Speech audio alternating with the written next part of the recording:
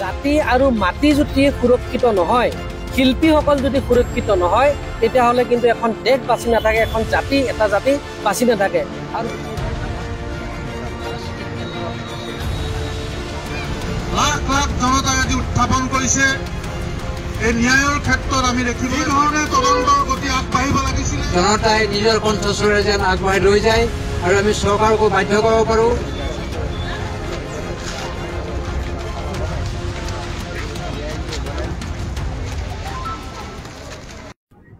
জুবিনদাৰ মৃত্যুৰ আজি 60 দিন হ'ল।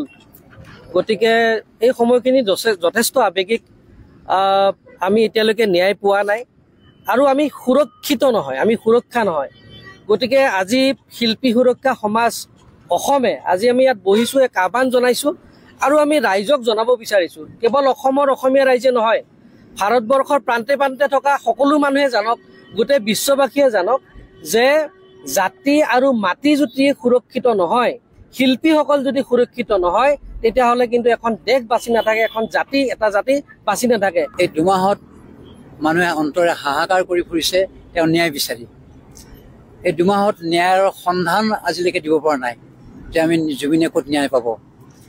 এই গোটেই ন্যায় ব্যৱস্থাটোত এক ৰাজনীতিকৰণ কৰা হৈছে। আমাৰ চকুত লক্ষ্য হৈছে যে ৰাজনীতিকৰণ কৰা হৈছে, তাত ন্যায়ৰ পৰা বহুত দূৰত অৱস্থান হৈ আছে।